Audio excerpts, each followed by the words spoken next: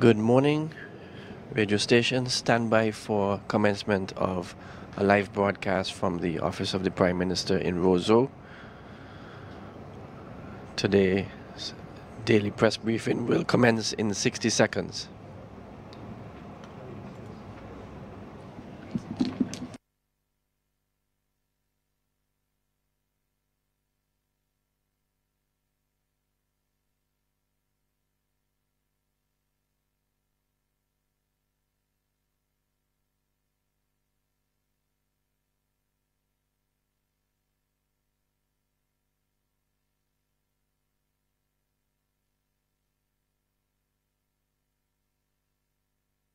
Radio stations, we will commence a live broadcast of today's press briefing in 25 seconds.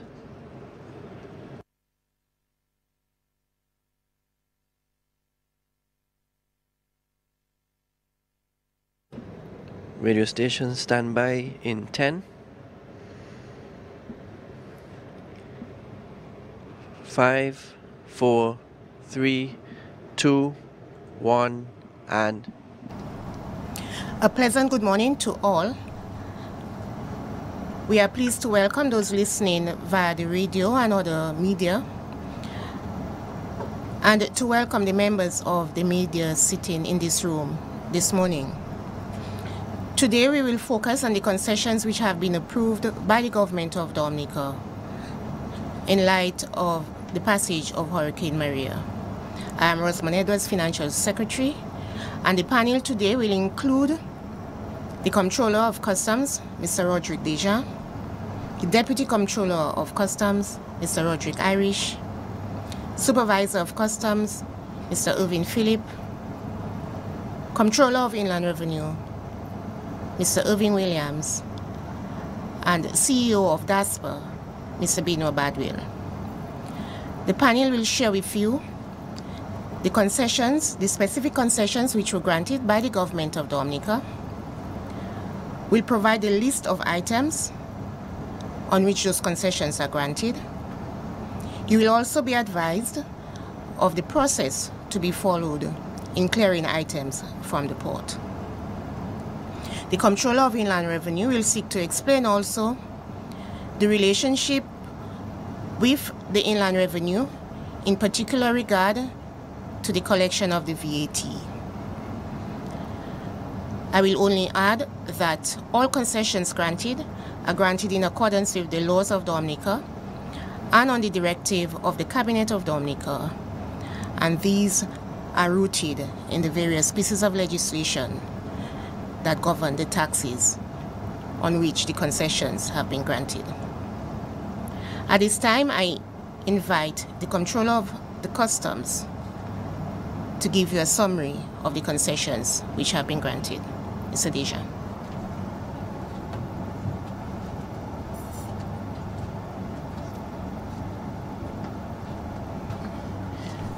Good morning. Thank you, Financial Secretary.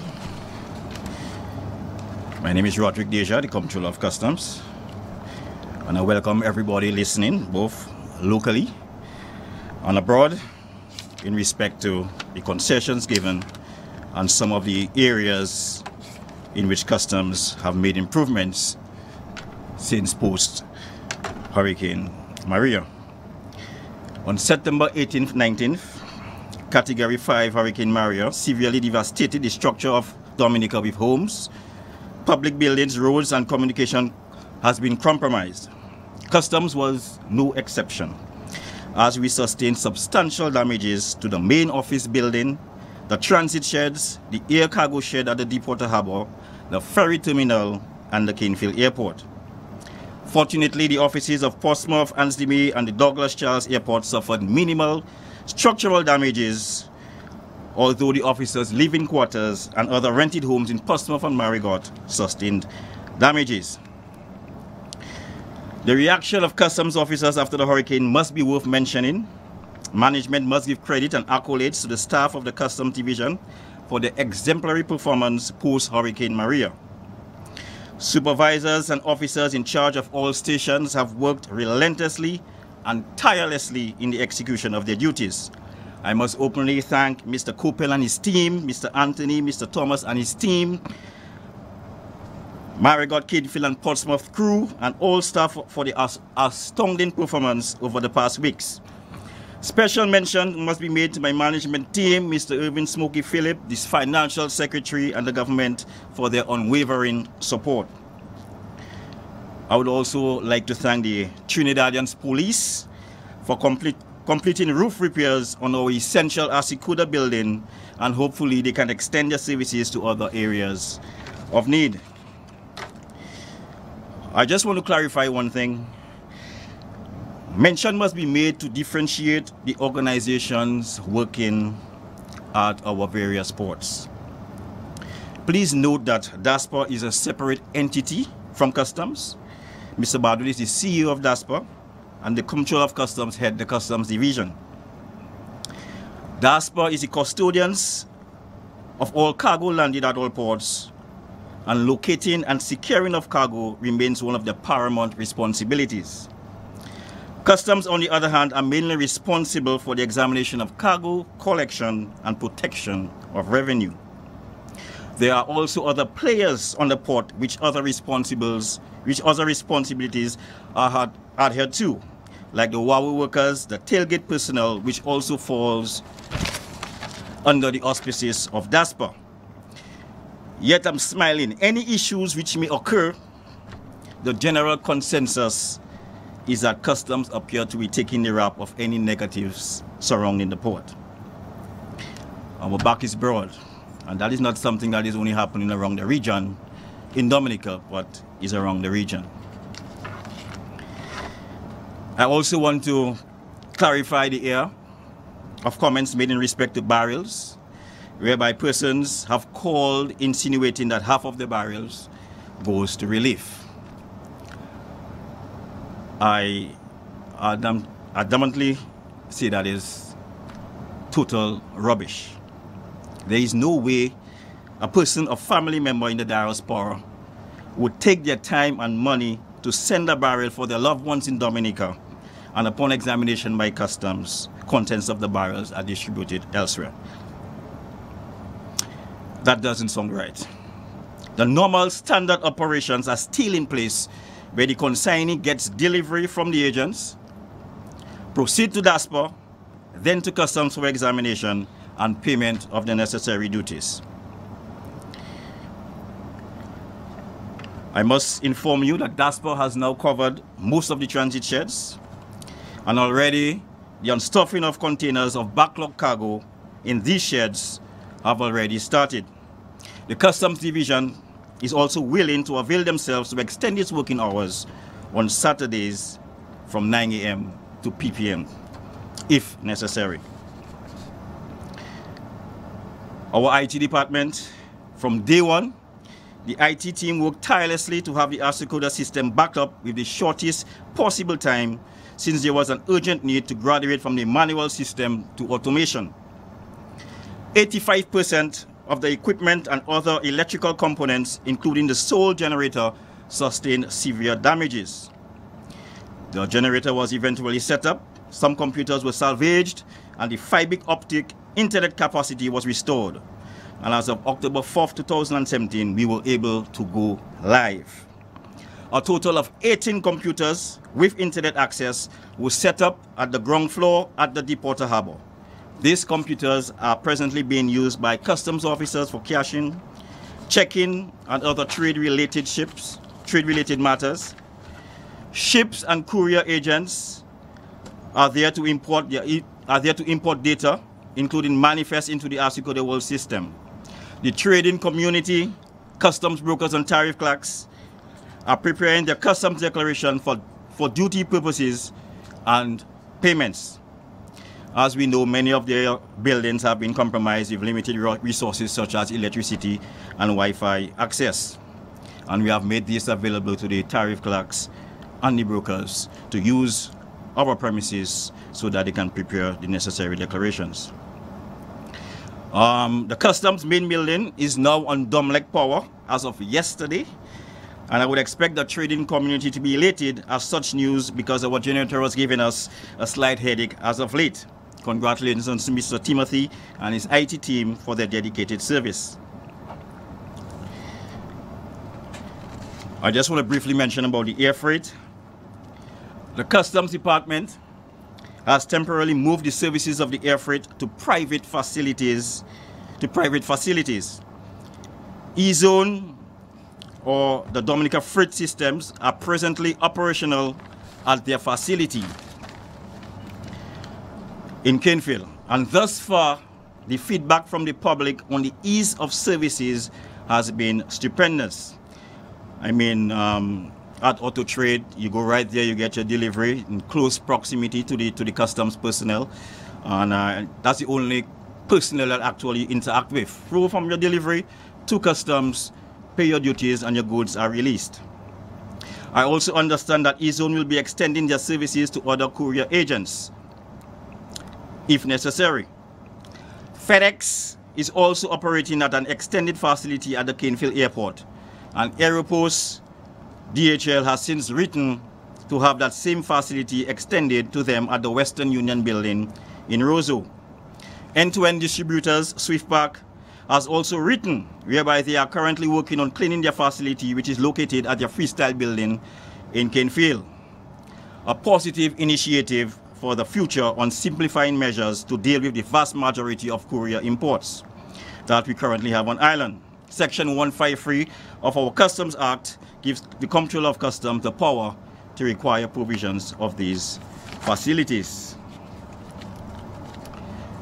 I would also like to add, so let me go mention, come back to this. Presently, I'm just going to talk about the disaster relief supplies, which Cabinet approved. And there's a list which should be considered in terms of the relief supplies that was waived by Cabinet. And when we're talking about non-commercial imports, we refer to items such as foodstuff, clothing, linen, mattresses, and I will add the mattresses is 3 per household. Toiletries, domestic refrigerators, 1 per household. Domestic stoves, 1 per household. Water pumps, generators, 1 per household. On the generators, any generator imported that is more than 20,000 kVA, you have to get a permit from the IRC to operate. There's also portable air condition units limited to business houses, companies, and agencies. Chainsaws and tarpaulins.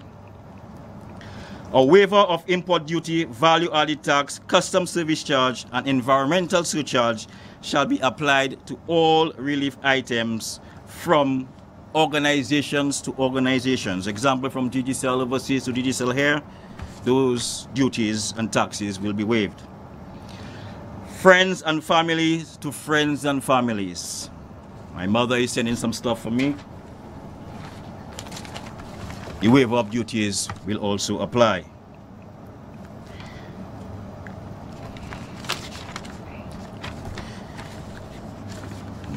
Non-commercial imports. Cabinet waived items for non-commercial import for construction materials and foodstuff. They have waived the import duty and the value-added tax, and persons are expected to pay the customs service charge and the environmental surcharge. Please take note of the following items. I'm speaking about commercial items.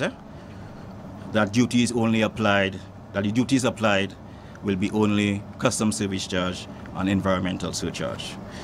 The items broken down are building blocks, bricks, cement, lumber, plywood, plastic tiles, ceramic tiles, panels, partitions, boards, ceiling tiles, panels, partitions, boards, ceiling tiles as of a different material, galvanized sheets and capping, plastic guttering, steel rods, PVC pipes, electrical conduits and fittings, steel tubes and pipe fittings, copper tube and pipe fittings, taps, faucets, valves, plastic sanitary baths, sinks, lavatories, wash basins, bidets, steel, also of steel, instead of plastic.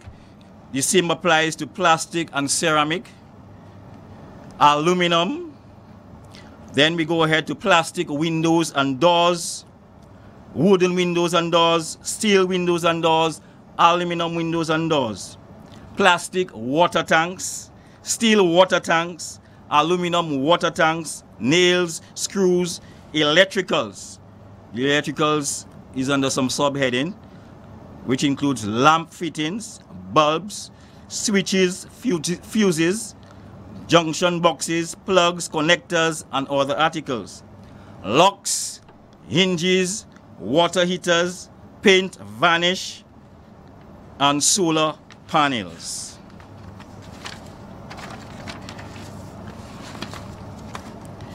And that completes the list of the items with reference to commercial imports. And I also must mention with reference to foodstuff, commercial is exempted from paying the import duties and VAT, and excluding alcoholic beverages. So that's a wide variety of foodstuffs, basically from chapter customs, from the tariff chapters 2 to 22. So that's a whole broad amount of items when you see you make that general mention of foodstuffs. I will make a statement a little later with reference to the application. I want to talk a little about enforcement. The Prime Minister has seen it fit to relieve duties on non-commercial and commercial cargo for an extended period of time. I would like to inform the general public that not because duties have been waived that the Customs Division is expected to let the guards down. The Customs Division will continue to be vigilant in their collection and protection of government revenue, whilst at the same time placing special emphasis on the facilitation of trade. Notwithstanding the fact that most of the relief goods presently attract zero duties, it is now incumbent on all officers to focus on ensuring that illegal items, and I stress on that, that illegal items don't enter our country. Profiling and proper examinations will still be mandated at all ports. The port has also added the presence of the police to assist the customs and DASPA wherever necessary. And furthermore, I'm smiling again, the RSS from Barbados has already on island an additional canine unit to peruse all cargo before examination by customs. In other words, the dogs will be acting as scanners. Another canine unit is expecting on island from Antigua sometime next week. Dominica presently has 3 dogs trained to detect firearms, ammunition, drugs, and cash. Therefore, I am appealing to all persons wherever you are located to refrain from attempting to ship any illegal items in barrels or boxes.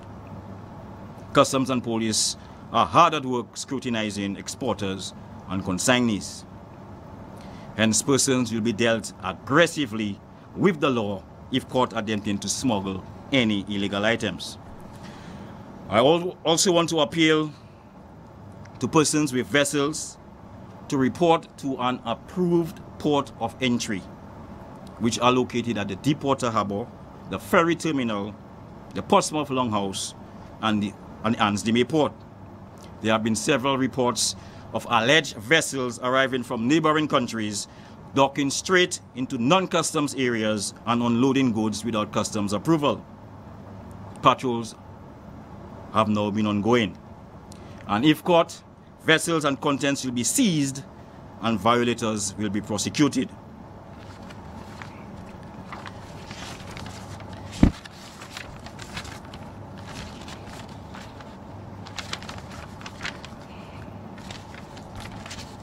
Again, I want to add, the Prime Minister, whom I must commend for his bold initiative, has given the commercial sector an avenue to take advantage of the reduced duties on foodstuff and building materials. Foodstuff mainly attract duties of practically 45%, and some can reach as high as 150%, especially with the case of carrots and other frozen vegetables. Some juices attract duties of approximately 130%. The Prime Minister took the initiative, again I said, to reduce the duties on foodstuff to 5.5%, which signifies a vast reduction in duties. I'm talking from experience. I can go to any store, see any item, and know what the duties are like.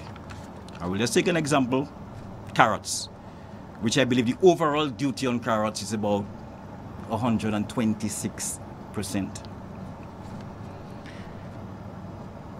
The duties now have been reduced to 5.5%. I am trying to understand the reasons why I would not expect carrots to drop in price.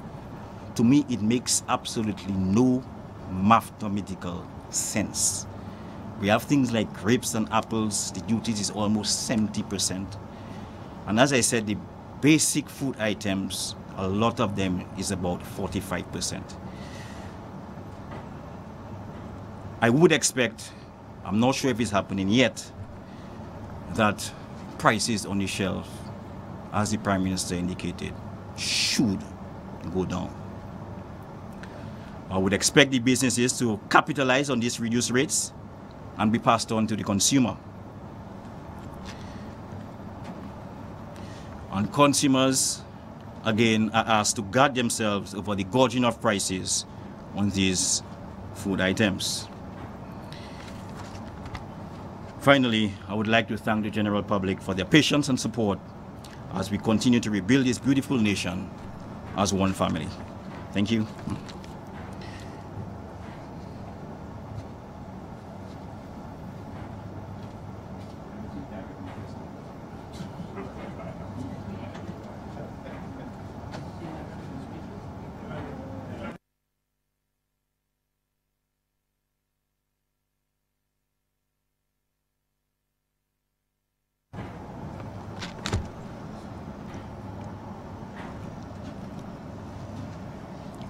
Okay. Financial Secretary, Comptroller of Customs and his management team, the CEO of DASPA, the media, special good morning to all of you. First, seeing that this is my first maybe live interview or session, I would like to extend sympathies to all who lost relatives, friends, and properties during the passage of Hurricane Maria.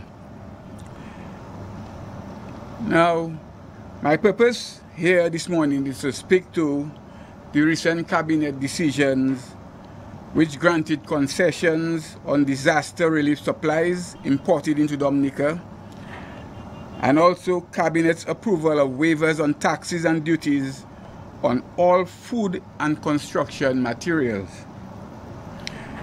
One of these taxes that is exempted is value-added tax, or VAT as we call it. Therefore, the Inland Revenue Division has a role to play since we are responsible for the administration of the VAT Act. Now, Cabinet's decision to exempt VAT was made in accordance with the VAT Amendment Act number 12 of 2015. The Act gives Cabinet the authority to exempt from tax goods imported for the purpose of relief and rehabilitation during or within 6 months of the occurrence of a natural disaster. It is important to note the following. Concessions are on disaster relief supplies, and the Comptroller of Customs made mention of some, but I will really kind of repeat it because people would really like to know the items that are exempted or those that are relief supplies items. These include foodstuff, clothing, linen, mattress, toiletries, domestic refrigerators, domestic stoves, water pumps, generators not including or not requiring a license for importation. Comptroller make mention of the size, 20 kVA, anything under that you will be exempt. Portable air conditioning units, chainsaws and tarpaulins. Now, Cabinet decision is specific to VAT on commercial importation of food, and that excludes tobacco and alcohol. And also the waiver of import duties, taxes, and VAT is on commercial and non-commercial importation of a limited number of items that are specified in the Cabinet decisions. And these are mainly building materials as listed and explained by the Comptroller of Customs. Now, since the Cabinet decision became effective, the public have been asking whether they should pay VAT when they go to the retailers to purchase. And I should add, business people are still asking whether they should collect VAT.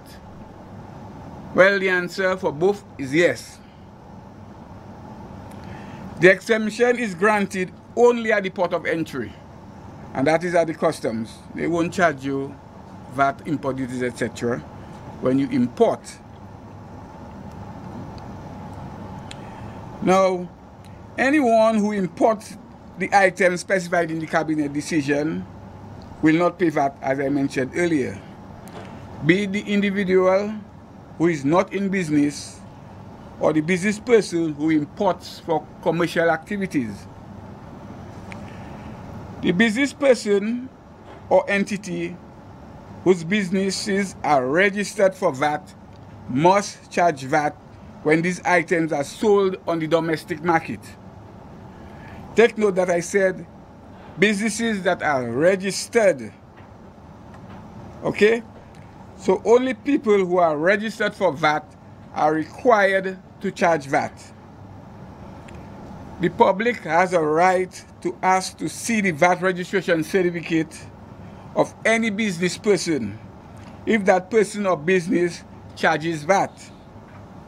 In fact, any VAT registrant must display a VAT certificate of registration in a conspicuous place at the business location that all customers can see.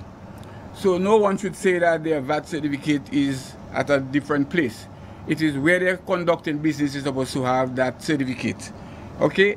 And we are aware that some people may have lost their certificate during the hurricane. And I mean, we expect that. Okay?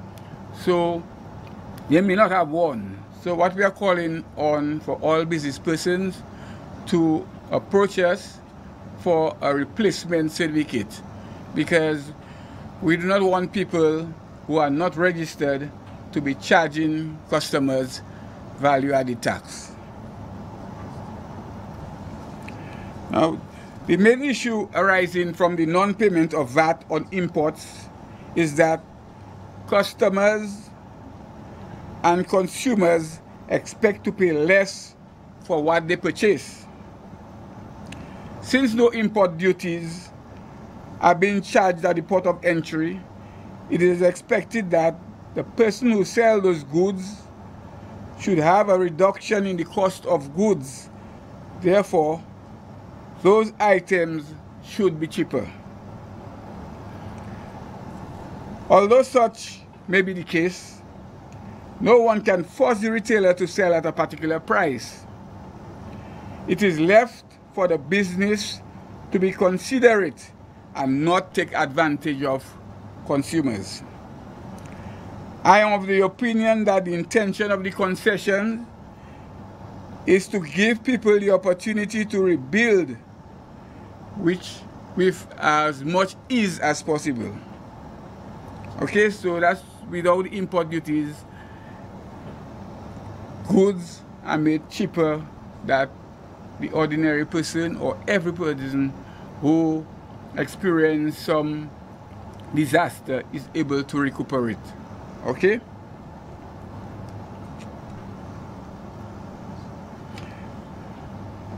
However, the advice from me is that you don't buy any item which is considered to be more expensive than its value. Now, while I am into my presentation, I would like to inform the public of some other revenue matters. As many are aware, the Inland Revenue continues to provide services to the public during our normal working hours. We started operations on the 2nd of October and we are operating full-time. Mondays 8 to 5 and the other days of the week 8 to 4. Okay? Our cashiers operate at our usual time, which the customers and people coming in, the clients are accustomed to, and that is 8:30 to 3 on weekdays, excluding Mondays. We go 8:30 to 4 p.m. and continues during the so-called lunch hour. At Inland Revenue, we don't have any lunch hour anymore. Okay, so we operate full-time.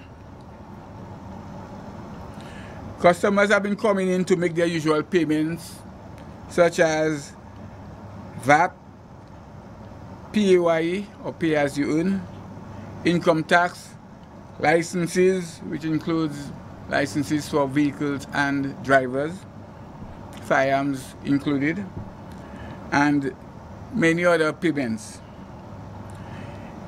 It is our intention at the Inland Revenue to visit our taxpayers to see how these taxpayers proceed with their operations and for us to discuss relevant tax issues and certain matters affecting businesses post-Maria.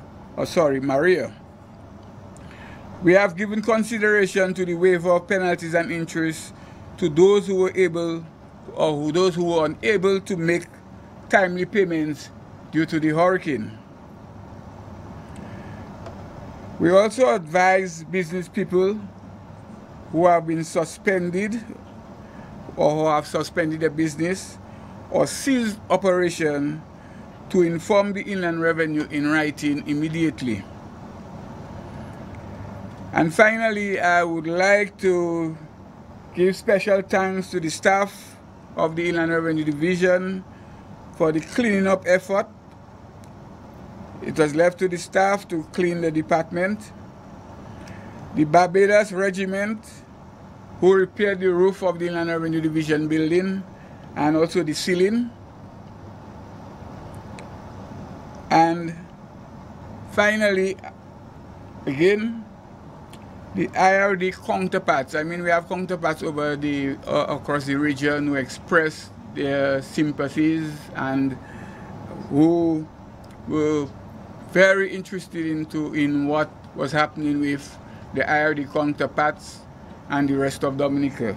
So we would like to thank those brothers and sisters in the region because some of them also supplied relief to our staff, and we thank them for that.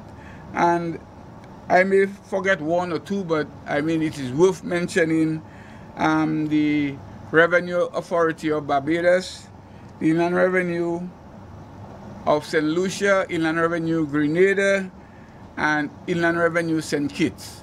And we know that the communication with them, their hearts are with us, and they extend sympathy to all Dominica and wish that we recover in very quick time.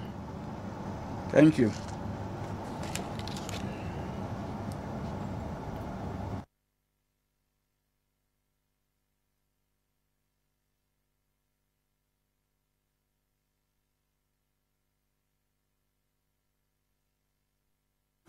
Let me say good morning again to all. Indeed, for DASPA, I'm going to just give you a short update because we've been publicly trying to disseminate information as much as we can. Today, we are pleased to inform the public that we have increased in terms of the capacity for our storage locations. Yesterday we completed another 4,800 square feet of covered space in Shed 1, and today we will be moving more cargo into Shed 1 so that we can destuff containers at a faster rate to facilitate those persons bringing in barrels and boxes. In terms of the families and friends, we've already indicated, as has been pointed out earlier, that those items will be coming in without any charge through DASPA. So those persons bringing in food, stuff, generators, as has been pointed out earlier, mattresses and personal items will not be levied with any charges at DASPA, and that will be something that will continue as long as the concessions continue. We want to point out clearly that from the commercial standpoint, all the commercial rates prior to Maria at DASPA will continue to be applied. One of the challenges we do have is that the mercantile community has been a little slow in responding to moving cargo out of the port. Clearly, they were impacted heavily by Hurricane Maria, and some of them lost their offices, some of them lost their storage locations, and that was mainly the reason why there have been some slow movement. However, over the last couple of days, we've seen increased movement of cargo at the port from the mercantile community, and that's a good sign because we have been taking in a number of containers from the ships on a regular basis, and we are extending our operating hours to facilitate the mercantile community getting their containers to their properties. We are going to start this week a function where we will go up to about 7 p.m. So that the truckers, especially so, can move containers to the merchants' location. From about 2 in the afternoon, we will be dealing with them once there is no vessel in port, and we'll take them up to about 7 p.m. at night, so that they can move as many containers as possible to the premises of the mercantile community. The thing is that we want to make sure that those persons, especially the families and friends who are moving individual barrels and boxes, that we will try to deal with them as early as possible within the early morning from 8 to about 2, because we know that some of them come from very far areas and have to go back up to the countryside. And so if we are able to deal with them in the morning, then it will make it far easier for us to be able to deal with the truckers later in the afternoon. That will continue until we can ease up the storage issues that we have at the port. And I must say that we've been getting quite a bit of cooperation from the Customs Department. They have been working side by side with us and have been extending themselves to working long hours at the port to facilitate the movement of cargo on the port. One of the other things that we're going to seek to do is, until it is necessary, we are in fact going to work on Saturdays, where we're going to work from 9 to 3 along with the customs to facilitate again the persons moving cargo, especially individual persons who want to clear barrels, boxes and crates, to be able to do that. And we did so last week, Saturday, and quite a few people took advantage of it. but we think we will again publicize it as much as we can so that persons can take advantage of it. We're doing so all in an effort to ensure that persons can receive the packages that have been sent to them within 2 to 3 days after the goods have landed on the port. Clearly, for those individuals who may be awaiting a generator or their tarpaulins or a mattress, we want to make sure that they can get it within the shortest possible time. And I think based on the way it is being expedited through the various agencies, it is done so that persons can turn around at the port very quickly. The thing is, we need to get it out of the containers and get it into the transit shed so that the necessary examinations can be performed. Clearly, we need to protect our country, and as has been indicated by the Comptroller of Customs, there are procedures put in place to ensure that the necessary safeguards are there so that the goods that are imported are goods we really want to enter Dominica. And so we again heralding that message that no illegal items will be transited through our ports, and so that persons should take notice that we would like to accept cargo into Dominica, but we would like to ensure that persons comply with the legal provisions of the law in terms of doing so. So we want to ensure that that is being done, and we would want to facilitate as much as we can all of the cargo coming into Dominica. We're also trying to facilitate the movement of containers out of Dominica, that's the empty containers out of Dominica.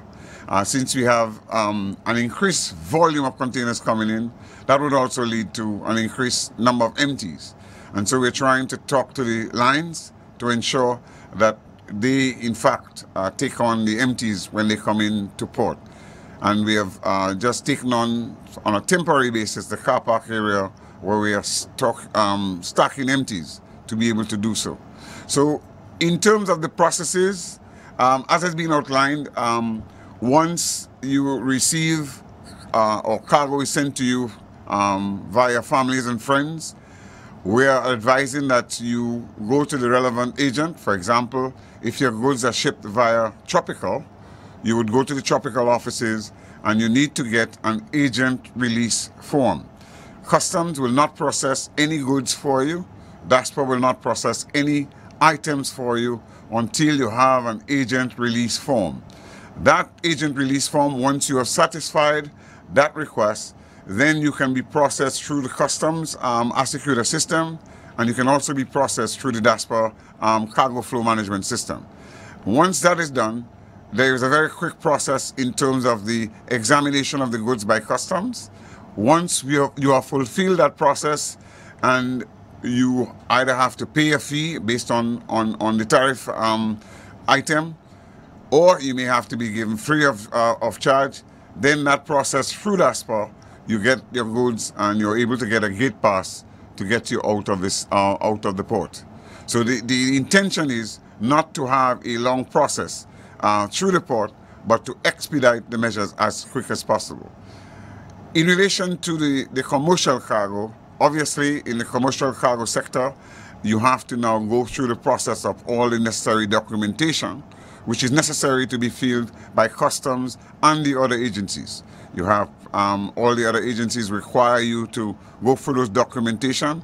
Those documentation has not been suspended in any way at all, but you have to be able to deal with those things. So what we are advising is that you go through those process, and I'm sure a lot of the persons, the commercial persons, have the information long before the goods arrive in Dominica. So you can start that process even before the cargo arrives in Dominica to expedite the process for clearing of cargo.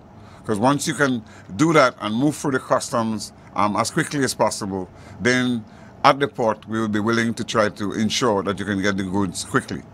One of the other things that we're trying to do is to work with some of the commercial persons, and they identify clearly for us the containers that they have cleared through customs very early. And if they do that, what we will try to do is to set aside those containers so that it can be provided to them very quickly when they get to the port. So if we have the information will be processed, and our officers will try our best to do what is necessary to be done.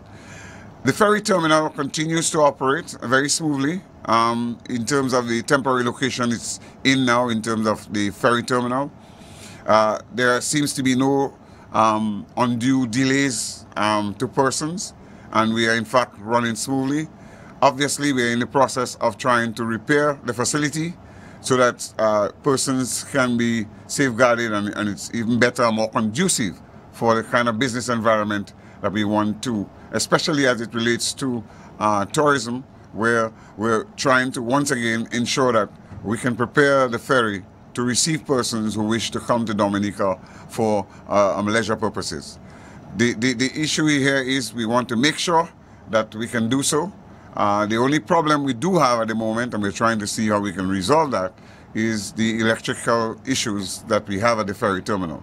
And we have temporary lighting, but we'll try to improve it as we go along. I'm happy to inform the public that as of Saturday past, we were connected back to the Dominica grid. So that is good for us in the sense that we were depending on our generators in the past, but as you know, that we from time to time we had to shut down for maintenance issues, and that also caused disruptions in the service. So we are able now to have everything running on Dominica, so that creates more reliability in the system, and we are working on our other electrical installations to be able to ensure that nighttime activity work can take place smoothly with the offloading of ships. We are responsible for landing, storage, and delivery of cargo, and so that is our responsibility from the time the vessel arrives in port. The pilots that go on board the vessel are administered by DASPA, and the stevedores and longshoremen who do a fantastic job from the time Erica. They have been working relentlessly to get the cargo off the ships, and they've been doing an outstanding job. They fall under the responsibility of DASPA. We have the port officers, security personnel, and all the others who have been doing a splendid job in terms of keeping us going ever since the hurricane. At the airports, we also have Canefield and Douglas Charles.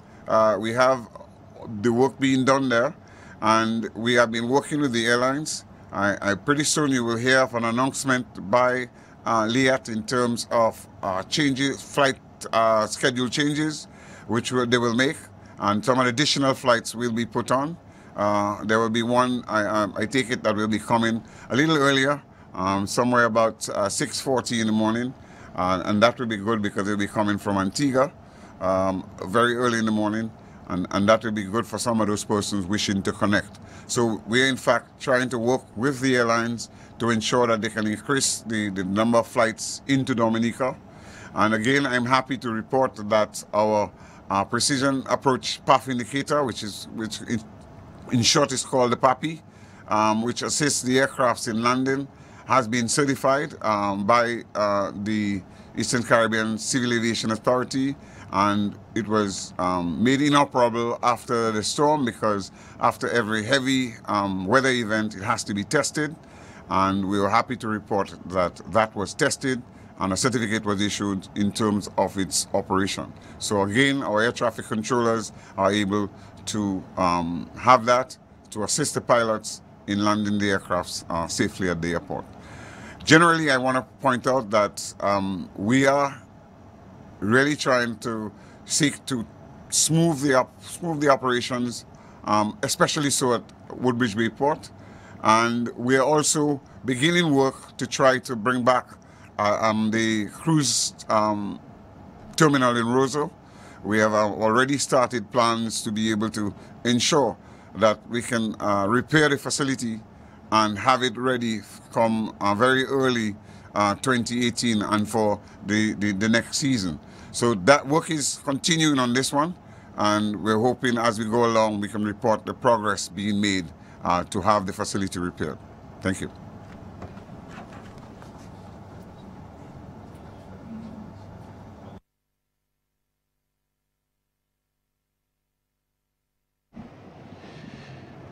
Okay, my name is Julian Morris, Channel 5 News. I have a question for Mr. Badwell. It's, well, basically I'm just trying to find out, Mr. Badwell, whether, I know at the earlier press briefing, you mentioned concerns about the issue of people who might have had stuff on the port prior to, to the hurricane, perhaps vehicles and otherwise, to get those things cleared out, as quickly as possible. Is that still an issue, Mr. Badwell, or has that been pretty much cleared up?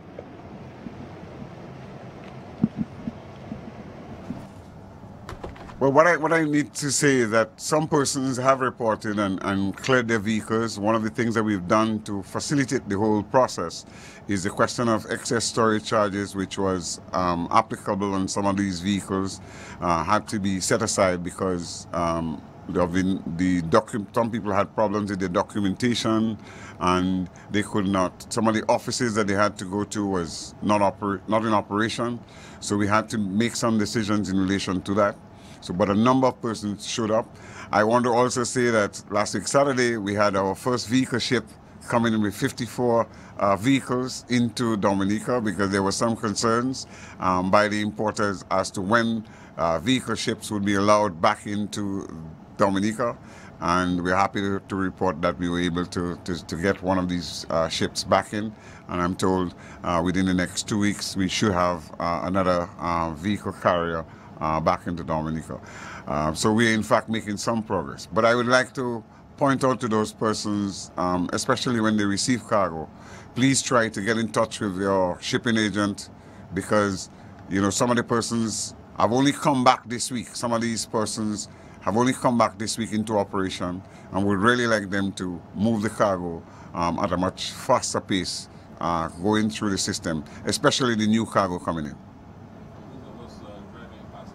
Past the Woodbridge Port. It looks like to say that you have a space crisis there is like an understatement. What is it like in there? Is it pretty challenging moving around? You have quite a few containers. What you have is that you have increased cargo coming in via containers.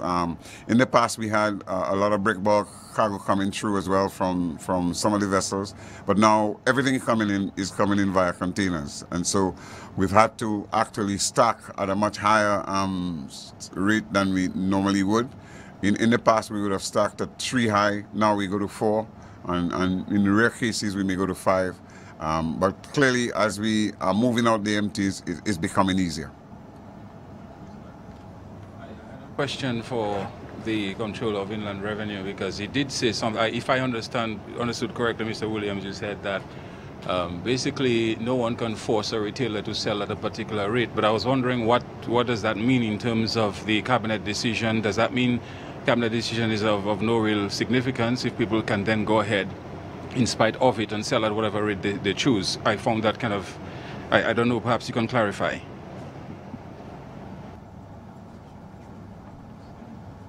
Okay, when I mentioned that no one can force, in fact, too, we are all aware that there is nothing like a really price control. And when you have these opportunities, concessions are granted. There are people who really try to take advantage of that and see how much they can benefit from the consumers. Okay, so what we are urging is that really you pay no import duties at the port of entry. And that's an expense you would have had on a usual basis. Your cost of sales, that would increase your cost of sales. So saying that you pay no import duties, obviously, as the Comptroller of Customs mentioned, I mean there are certain items that has a high level of duty. He mentioned things like grapes. So, I mean, when you do not pay duty on those things and you want to sell it at the same price, I mean, that's just going to be very ridiculous. So what we are informing is that, and making them people aware that, yes, there is no price control to say, well, we can tell somebody that to sell at a particular price. We cannot do that. However, we just informing them and advising them that they should not just go ahead and buy things at rates that are just exorbitant. Okay, so that's what I mean. I know the concessions granted are for the benefit of everybody, even though you do not import directly. But as a consumer, you buy in from someone who imports, then you should not have to pay the same price for an item when you got relief for a number of taxes and duties. So we're just advising people that, yes, no import duties. They have to pay the VAT when VAT is a consumer tax. Yes, they have to pay it when they buy from the retailer, but they shouldn't really pay exorbitant prices or even higher prices for any item that has been granted concessions. To you, Mr. Williams, is knowing the situation of the situation right now and the fact that many of the business owners might not put down on the prices. As a consumer, when we go to the stores, we want something. Sometimes we don't have a choice but to buy it at the prices. Shouldn't price control be something that is at least implemented at these times so that to try to help the consumers? Yes, I mean, we all, as consumers and customers of business places, wish that there was a specific price that certain items could be sold at. But I don't think there's anyone really responsible for that, and the Inland Revenue itself cannot, or we don't have any authority to tell someone how they should sell something. But we only hope that, the people who are out there selling can be considerate and not take advantage of the consumers. Okay, we do not want anyone to charge VAT when they are not registered. And we know it has happened in the past where people who are not registered charge people a VAT when they go to buy. So it's we, the consumers, when we go to buy, let's ensure that, people do not take advantage of us. And you say, there are people who make choices. And many of us believe we cannot do without certain items. And I think that, we need to make a sacrifice. If we figure something is too expensive, we don't buy it. We have to make a sacrifice. When we go ahead and we purchase it, the people are going to keep raising the prices or keep it at a certain level. Okay, so let's just try to, there's a competition out there, and there are other sellers who are willing to sell at a lower price. Let's try to buy from the people who are very reasonable with us. Okay? Ask the Comptroller of Customs just to clarify something for me, please. He did say, if I remember correctly, that the whole idea of personal stuff or personal barrels going to relief is, the way he put it, was total rubbish. Is that how you put it? I met someone who actually told me that she received a package which is supposed to be relief, but the package is labeled with someone's name on it. As a matter of fact, she knew who I'm not sure what happens. Perhaps the moral thing kicks in at that point. You'd probably decide, look, somebody's name is on it, you'll probably return it or something. I'm not sure what would happen, obtain there. But are you saying to us that you're not aware that this has ever happened, or it's not happening at all? Or what are you really, really saying?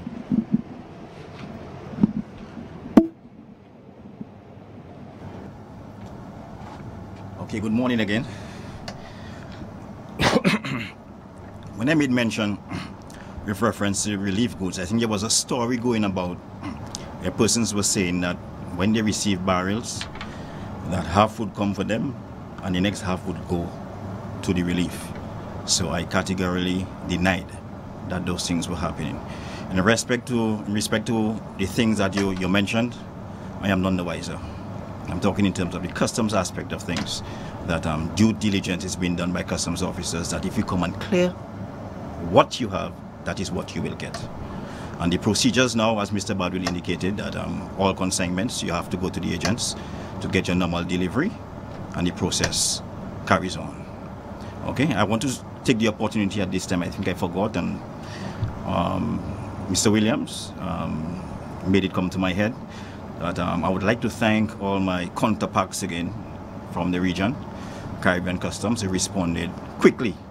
We've given relief to our customs officers in Dominica, and I must commend Antigua, Montserrat, St. Vincent, St. Lucia, and Grenada for their coming to our aid in donating relief items to us.